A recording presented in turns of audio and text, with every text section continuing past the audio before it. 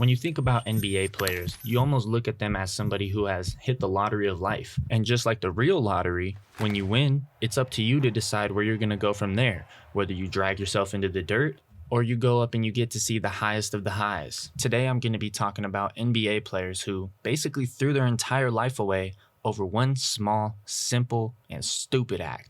And there's no better place to begin than Jason Williams. Former NBA basketball star Jason Williams has pled guilty to accidentally killing his limousine driver. On the evening of February 13th, 2002, Jason Williams and his longtime friend Kent Kulko attended a Harlem Globetrotters basketball game. Afterwards, Williams invited some of the players to join him for dinner.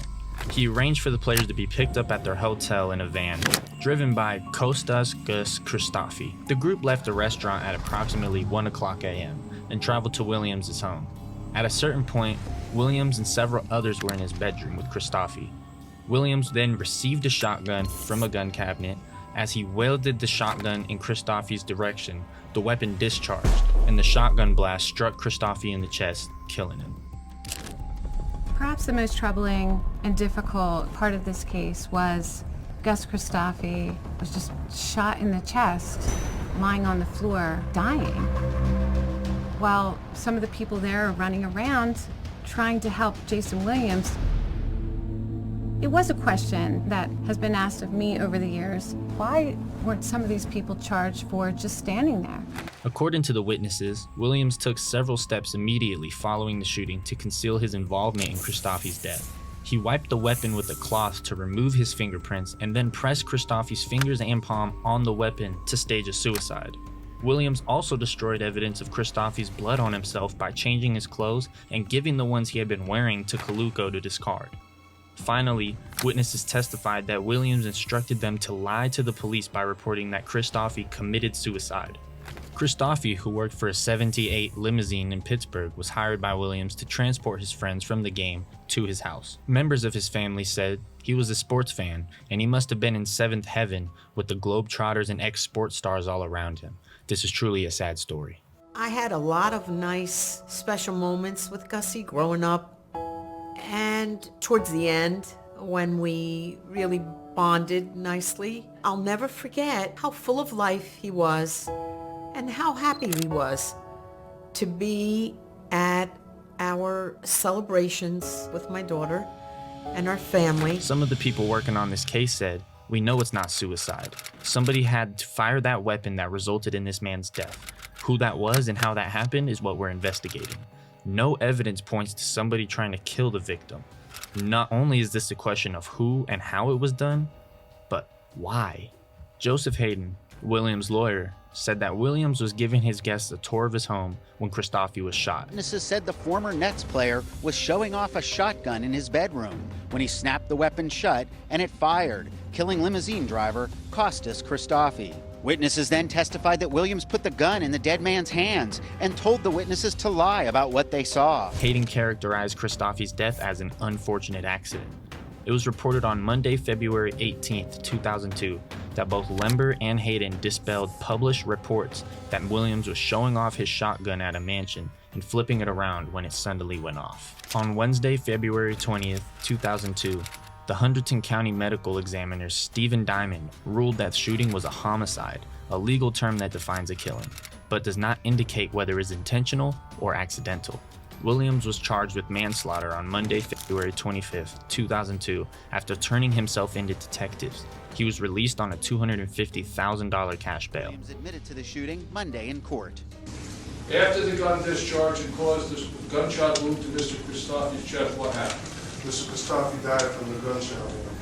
Do you admit that your handling of the gun was reckless conduct? Yes.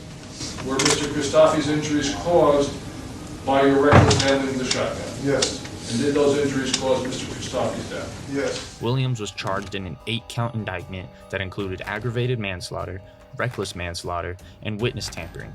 He faced 55 years in prison if convicted on all charges.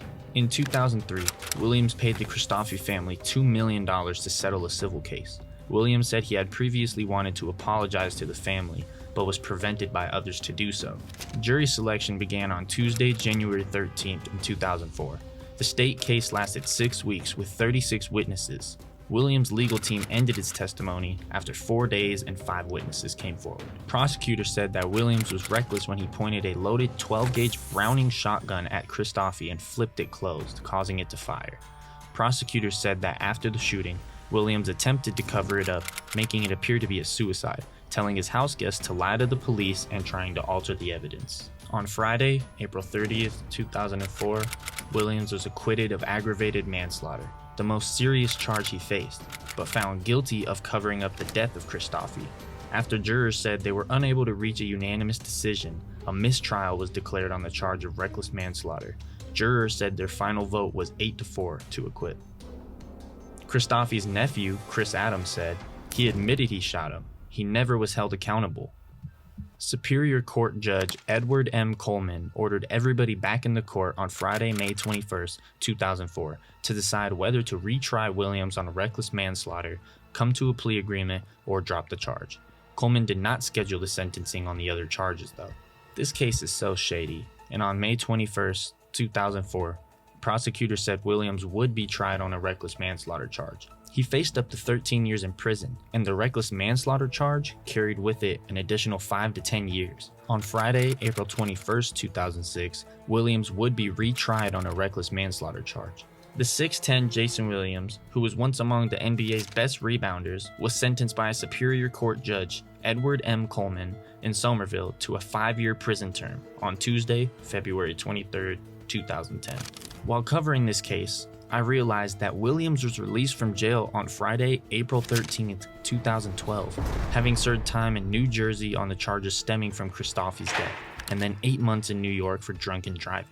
So, what happened to the 5-year sentence? Well, he wasn't actually charged with any of the manslaughter charges because he actually got it deducted to an aggravated assault charge, and he served a 27-month prison sentence, and came to a settlement with the family of paying out $2 million, which, with a guy who is worth about $50 million, it's almost like a slap on the wrist. The counts will all run concurrent to each other, so it's a net aggregate term of 5 years in state prison, 18 months to be served without parole. Good luck to you, Mr. Williams. But let's talk about Jontay Porter, who admitted that he schemed to take himself out of games for gambling's sake, pleading guilty to federal conspiracy crime in the scandal that already got him banned from the league. Jontay Porter is an American professional basketball player who last played for the Toronto Raptors on April 17, 2024. After 4 seasons playing in the NBA and in the developmental G League, Porter was banned for life by violating the gambling policies that the NBA has set. Porter said that he did it to get out from under large gambling debts that he had already placed himself under. Prosecutors estimated his sentence at a range from just under 3.5 years in prison to a little over 4 years. Ultimately, it'll be up to a judge who can impose anything from no time up to 20 years behind bars if he really chooses to. Porter is also likely to be assessed hundreds and thousands of dollars in restitution and fines. Porter was free with a $250,000 bond while awaiting his sentencing set for December 18th, so we're all still waiting to see what will happen.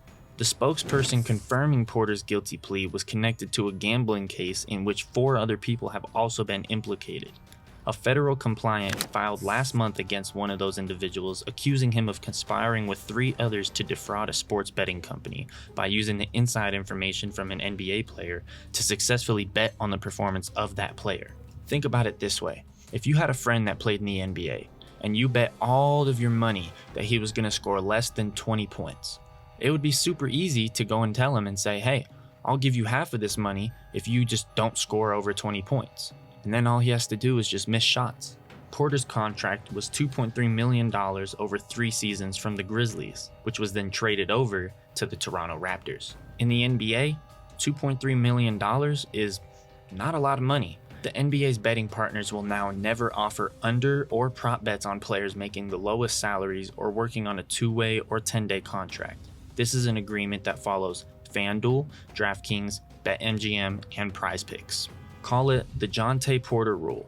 Though the NBA won't likely refer it that way, Porter was issued a lifetime ban at the end of the last season for violating the policy. And when you look at his stats, 13 minutes in the game, 4 points, 3 rebounds, 2 assists, it's very clear that Something isn't adding up here. Additionally, the league discovered in its investigation that Porter gave confidential information on his health to an individual known to be an NBA bettor before Toronto's March 20 game with the Sacramento Kings. Someone else associated with Porter wagered that the player would underperform in the game as a part of an $80,000 parlay with an online sportsbook. Porter insured that he wouldn't play well, pulling himself from the game by saying he was ill after just playing 3 minutes. The NBA also found that he had placed 13 bets on games with another individual's gambling account. Though Porter did not bet on any games in which he actually played, he bet on the Raptors to lose in a parlay bet. Now, Raptors fans would probably say something like, "Oh, he's the reason we lost," which is a part of it, but not very true.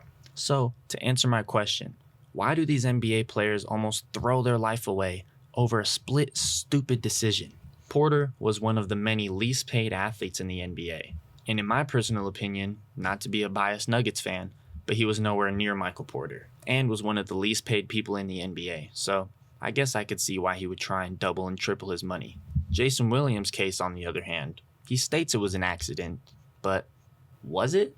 That's for you to let me know in the comments. And thank y'all for watching. It's Guapo, Stream Guapo, and peace out, y'all.